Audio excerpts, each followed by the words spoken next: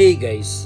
Another story of success na naman po ng pagpapagawa ng bahay ang ating matutunghayan ngayon, na kung saan isa na namang nakaka-inspired na kwento ng pagpapagawa na ito ng isang OFW na nagtatrabaho sa bansang Japan.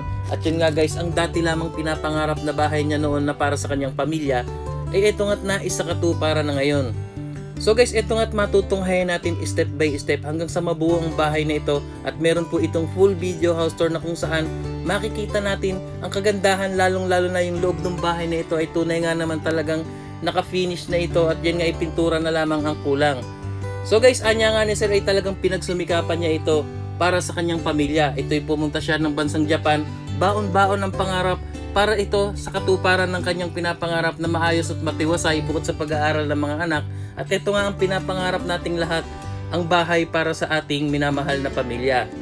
So guys, ito nga po ibinigay ang full details ng mga materyales na nagamit dito upang maihatid sa inyo at mailathala, upang magkaroon din po kayo ng basihan or idea if ever na magpapagawa na rin kayo ng bahay, lalong-lalo na ito'y kasukat ng ganitong style na bahay, na ito nga po ay ang sukat ay 74 square meters, at ito po ay meron 3 kwarto at 2 toilet and bath. So guys, ito nga po, panoorin natin siya sa atin nating mabuti. If ever na magustuhan po natin ay pwede po natin kontakin yung trumabaho or gumawa nitong bahay na ito, at yun ay mag-inquire tayo. Or if ever na malapit tayo sa kanilang lugar at yun nga ay magkasundo tayo, ay magkakaroon na po kayo ng transaksyon sa inyong pinapagawang bahay para sa inyong minamahal na pamilya. So hey guys, it's me again, Ref Egay Mix TV. Just subscribe and click the bell for more videos update, and just call me Mr. Guys.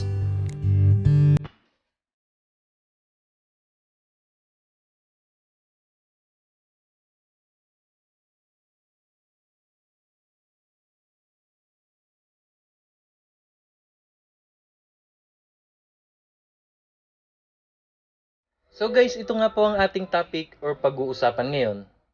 Ang pagpapagawa ng bahay ni Sir Noel Alday. Si Sir Noel po ay nagtatrabaho bilang isang OFW sa bansang Japan.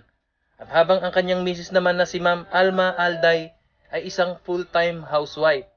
And also guys, ang nakausap ko po dito sa detalye ng mga bahay na ito, na kung saan ito nga po ay si Mr. King David Alday na ang anak ng mag-asawang ito. At sila nga pong mag-ina ang nag-manage sa pagpapagawa ng bahay na ito. So guys, tunay nga naman talagang pag pinagsumikapan natin ng ating pinapangarap na bahay, lalong-lalo na madiskarte at magaling humawak ng pera ang ating may bahay or mahal sa buhay, ay talagang makakamit natin ito. Unang-una ay ma-manage natin ang ating pag-iipon, lalong-lalo na dito nga sa ating pagpapagawa ng ating pinapangarap na bahay.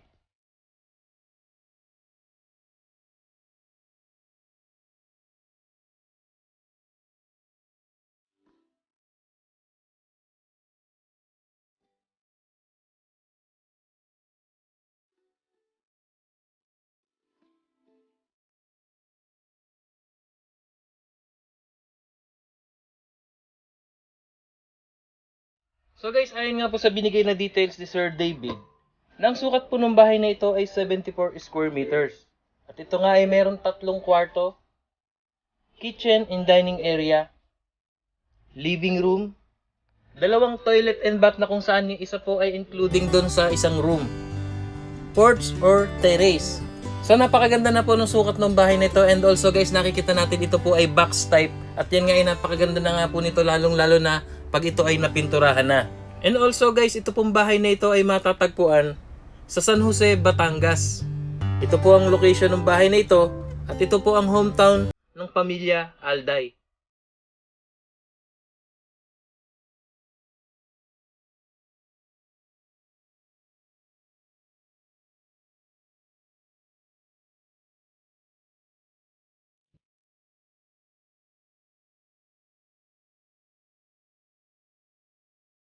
So guys, ayun nga po, starting ng layout nakita natin kanina hanggang sa ito'y nag-file ng hollow block, hanggang unti-unti itong tumaas at nagkabit ng biga, and then as of now nga is nakikita natin ay may bubong na, and then naka-finish na po, at yun nga is sa loob na lamang ang ginagawa rito.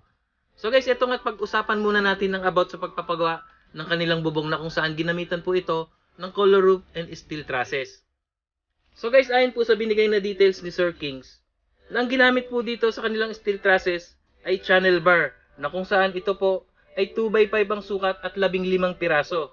At habang ang kanilang 2x6 naman ay 2 piraso lamang. And also about sa color roof naman ay gumamit po sila dito ng color roof long span rib type na ang kapal ay 0.4 at ito ay 33 feet ang haba at yan nga ay gumamit lamang sila dito ng 9 na piraso.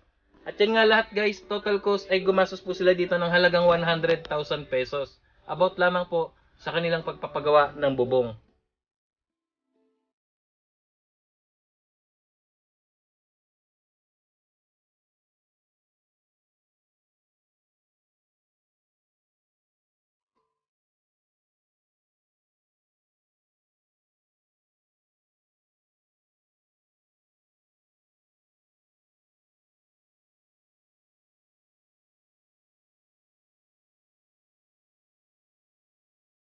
So guys, ito naman po ang ating pag-usapan ngayon ng about sa pagpapagawa ng kanilang ceiling.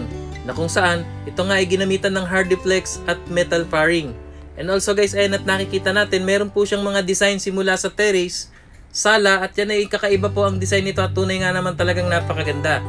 Ayon po sa binigay na details si Sir Kings David, na ang lahat-lahat pong nagastos dito sa buong bahay na ito sa pagpapagawa lamang ng ceiling ay umabot po ito ng halagang 70,000 pesos. Meron ka ng ganitong design na napakagandang kisame.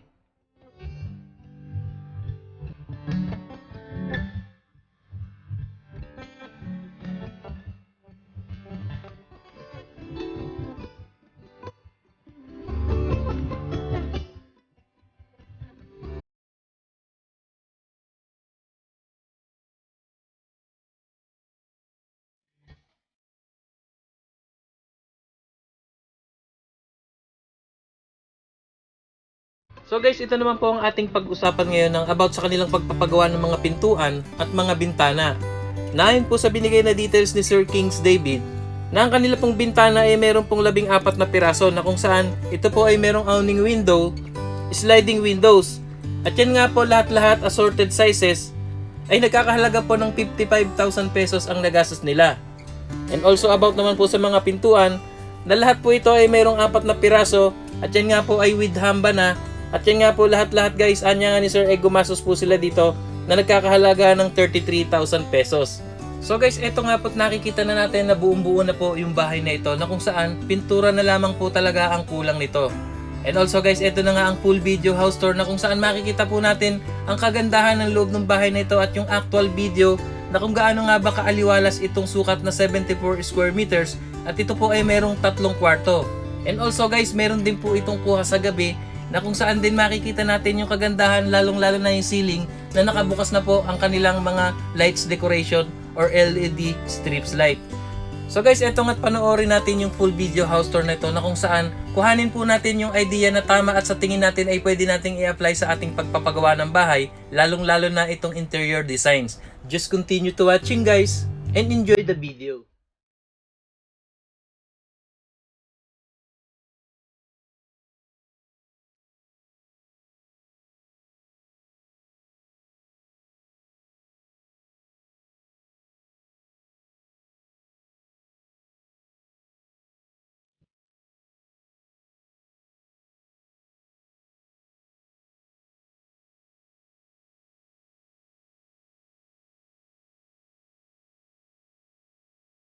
So guys, eto nga talakayin muna natin ang about sa pangunahing nagamit na materyales dito sa pagpapagawa ng structural ng bahay na ito. Na kung saan ayon nga sa binigay na details ni Sir King na ito po ay 74 square meters ang sukat ng bahay. And also guys, eto nga 2,500 po ang nagamit na hollow blocks dito. At habang ang kanilang semento naman ay 260 pirasong bag. At yan nga ay nakapalitada na po loob at labas at yan ay rough palitada lamang po. And also guys, about naman po sa kanilang mga nagamit na bakal na kung saan ang sukat po nito ay 12mm at 10mm.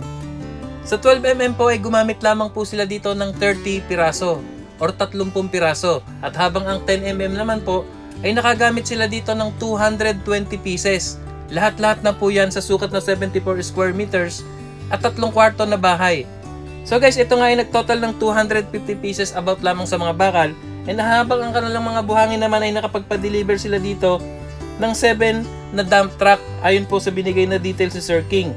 At habang ang graba naman ay 9 na cubic. So sa pitong dump truck na yun guys, is kasama na po ang panambak doon at nakita naman natin ay medyo elevated ng konti ito at yan nga ay maganda na rin ang standard or taas ng flooring. So guys, ito nga't papasok na tayo sa loob ng bahay na ito at ito nga ay makikita nyo kagad yung kanilang terrace ay napakaganda po ng design ng ceiling. And take note guys, meron din po itong video nakuha sa gabi na kung saan nakasindi na po yung kanilang cove light or LED lights na kung saan makikita natin ito ay tunay nga naman talagang napakaganda. So guys, ito po yung kanilang sala.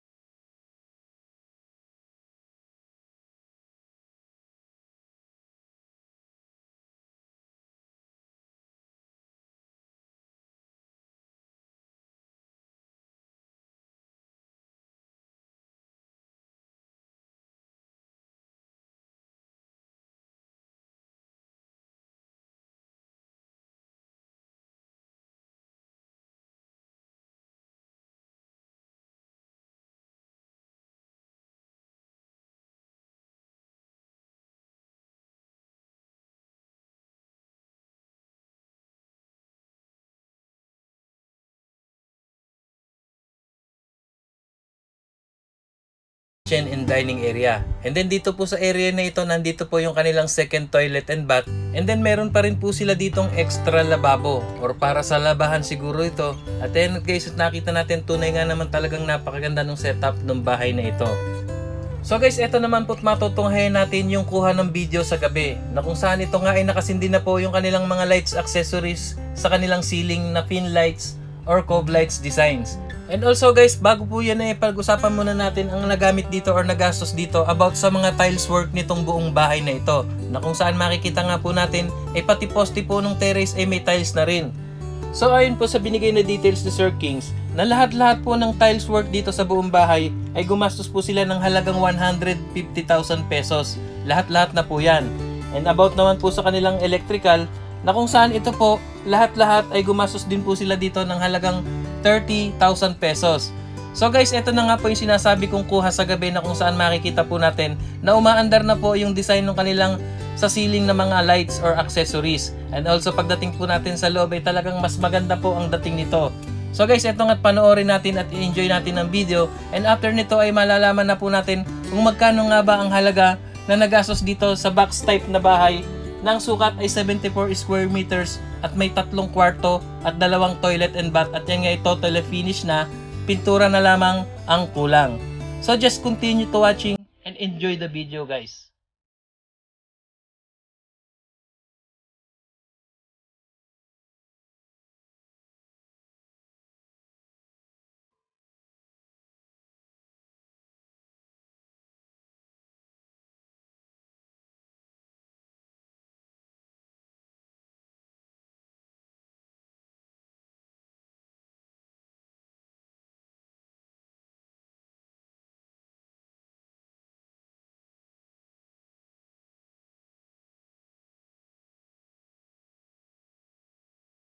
So guys, reminder po sa mga gusto pong magpagawa or kumonek or kumausap dito sa gumawa ng bahay na ito, ay ipipin ko po yung number ni Sir Kings at siya po ang makakausap nyo dito at siya po ang mag-explain sa inyo kung paano nyo po makakausap itong gumawa ng bahay na ito.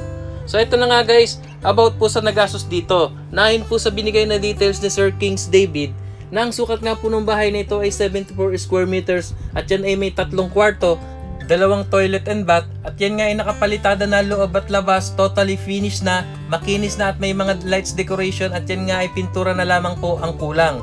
So lahat-lahat guys, umabot po ng 1.2 million ang ginastos nila dito, labor and materials na. Meron ka ng ganitong kagandang bahay na ang kulang na lamang ay pintura na ang sukat po ay 74 square meters at may 3 kwarto. So yun nga guys, once again congratulations po sa inyo Pamilya Alday na kung saan ito nga si Sir ay talagang nagsumikap para sa kanyang pamilya at yun nga ay kagandahan na rin yung kanyang misis ay talagang marunong humawak at mag-budget ng pera dahil nga hindi sa magandang kombinasyon ng mag-asawang ito at sa pag-handle ni pera ni misis ay talagang mabubuo na talaga nila itong pinapangarap nilang bahay. Dahil yan po talaga ang susi sa ating tagumpay at yung magandang communication ng pamilya at ang higit sa lahat, ang tunay na pagmamahalan at tiwala sa isa't isa. So yun nga guys, maraming salamat pong muli sa inyong panonood. Sana ay na-inspired at may natutunan tayo sa vlog na ito. Lalong-lalo na't na-motivate at nakapulutan din natin ang aral upang makapagpasimula na tayo ng ating pinapangarap na bahay para sa ating pamilya. So hindi naman natin kaya ng biglaan, gawin natin itong step by step at tulad nga ng lagi nating sinasabi na kapag tayo merong sinimulan ay may tatapusin. At bukod pa doon, isa ito sa magbibigay motivation at inspirasyon sa atin sa pagtatrabaho at mas lalo tayong sisipagin lalong-lalo na't unti-unti na natin nakikitang tumatayo ang ating pinapangarap na bahay. Kahit na hindi naman ito fully finished, ay importante sa lahat ay meron tayong matatawag at masasabing sarili nating bahay. So ikaw kapatid, kung na-inspired at na-bless ka sa vlog na ito, lalong-lalo na't may natutunan ka, ay mag-subscribe ka na agad at i-click ang notification bell para ma-update ka sa mga bagong videos natin about sa pagpapagawa ng mga bahay at may halong inspirational video at ito ay hango at tungo sa buhay na nagpapagawa ng bahay at ito'y ihahatid sa iyo ng buong buo ng inyong lingkod, Ref Egay at ng ating kaibigang si Mr. Guys. So maraming salamat pong muli sa inyong panonood. See you on my next video. Ingat po tayong lahat and God bless po sa ating lahat.